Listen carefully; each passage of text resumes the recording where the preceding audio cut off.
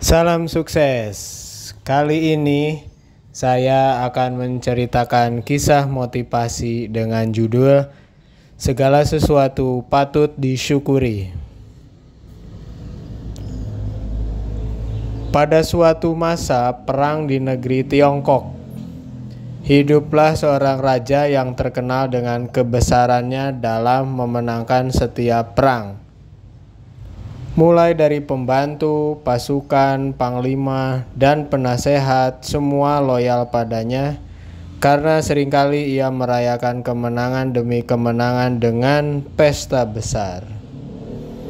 Hingga suatu ketika saat situasi aman dan damai dan raja pun memiliki banyak waktu luang, ia menyempatkan diri untuk melakukan hobi yang sudah lama tidak ia lakukan, yaitu berburu hewan liar di hutan. Jika selama ini ia hanya melatih panah di dalam istana, kini ia ingin sekali melakukannya di alam bebas. Setelah persiapan dirasa cukup, berangkatlah beliau bersama beberapa prajurit ke hutan dekat istana dengan menunggangi kuda. Raja senang bukan main karena di kejauhan terlihat banyak hewan liar yang menjadi targetnya berkeliaran ke sana kemari. Pelan-pelan ia menarik busur panah dan membidik salah satu kijang dewasa. Set! Panah raja terbang menuju arah kijang tersebut. Namun sayang, tembakan beliau ternyata meleset beberapa inci dari tubuh kijang. Dan karena menyadari adanya bahaya, kijang tersebut lari dengan kencang menjauhi tempat semula. Raja pun tidak mau mangsanya itu lepas begitu saja. Ia memacu kudanya dan mengejar kijang tersebut. Mungkin karena memegang busur panah dan tidak memegang kendali kuda, ia pun terjatuh sambil menjerit kesakitan. Prajurit yang panik pun segera menghampiri dan mengetahui bahwa salah satu jari tangan raja patah. Segera mereka balik ke istana. Sesampainya di istana, tabib istana menyatakan bahwa jari tersebut harus diamputasi karena terjadi pembekuan darah yang membahayakan seluruh jaringan saraf lengan jika tidak dilakukan amputasi. Setelah siuman, orang pertama yang datang meminta beliau untuk menceritakan kejadian yang terjadi adalah penasehat beliau. Paduka Raja, bolehkah hamba tahu apa yang terjadi pada Paduka sehingga mengakibatkan salah satu jari Paduka patah? Tanya penasehat dengan santun sambil membungkukkan badan. Raja pun menjawab, saya tidak memegang kendali kuda karena sedang fokus membidik kijang di hutan. Kira-kira apa nasihatmu atas kejadian ini? Menurut hamba Paduka, kejadian ini tidak selalu buruk. Bisa jadi ini adalah kejadian yang patut disyukuri, jawab beliau. Mendengar hal tersebut, raja langsung naik pitam dan membalas keras. Apa katamu disyukuri? Aku bahkan kehilangan jari kelingkingku dan kau menyuruh aku bersyukur? Lancang sekali kau mengatakan demikian padaku. Seketika itu, karena emosi yang tak tertahankan, raja memanggil penjaga istana untuk menghukum penasehat dengan 1 tahun penjara. Tak terasa 2 minggu berselang setelah kejadian tersebut, raja merasa rindu untuk berburu lagi karena beliau belum puas jika belum mendapatkan hewan buruan. Bergegas prajurit dan peralatan disiapkan, namun kali ini raja tidak ingin ditemani panglimanya, melainkan oleh penasehat baru yang baru diangkat oleh raja. Setibanya di hutan, raja belum menemukan hewan liar. Aneh sekali, padahal dulu tempat inilah yang paling banyak hewan berkumpul.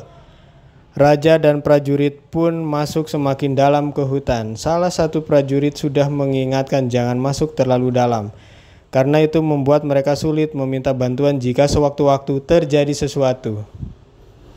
Benar saja apa yang dikhawatirkan. Dengan sekejap mereka dikepung oleh kelompok primitif yang mahir dalam penyamaran dan memasang perangkap. Jumlah yang sedikit membuat mereka tidak berdaya melawan kelompok tersebut. Mereka pun dibawa sambil disiksa menuju ke permukiman kelompok tersebut. Sesampainya di permukiman primitif, ternyata mereka telah dipersiapkan untuk persembahan kepada dewa yang mereka sembah. Satu persatu prajurit dan penasehat dibersihkan dan dimandikan hingga tiba giliran raja. Mereka menemukan bahwa Baginda Raja cacat karena memiliki jari tangan yang tidak lengkap. Tanpa basa-basi, mereka kembali membawa raja ke tempat lain dan membebaskannya begitu saja. Dengan perasaan penuh syukur sambil menahan sakit, haus, dan lapar, raja berhasil kembali ke istana. Semua orang istana sangat khawatir karena sudah 2 hari raja menghilang.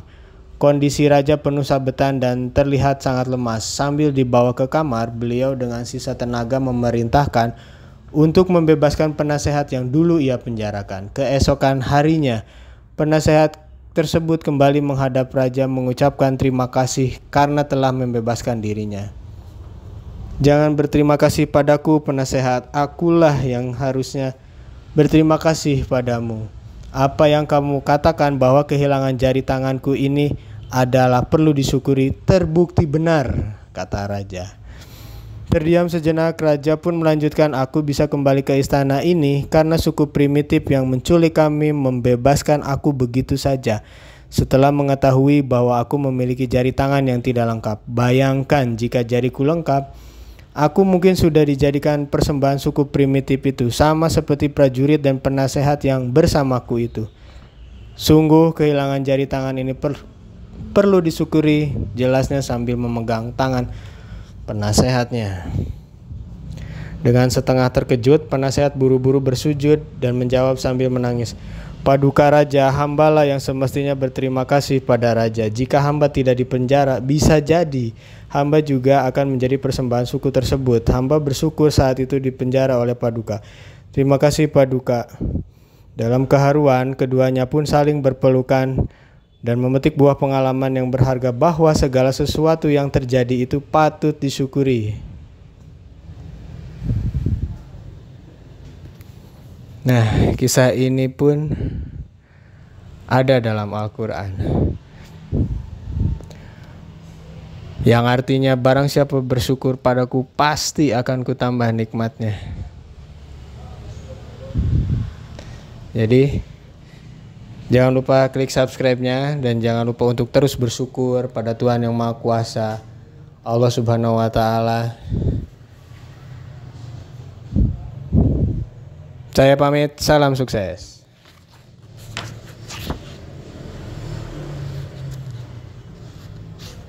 Wassalamualaikum warahmatullahi wabarakatuh.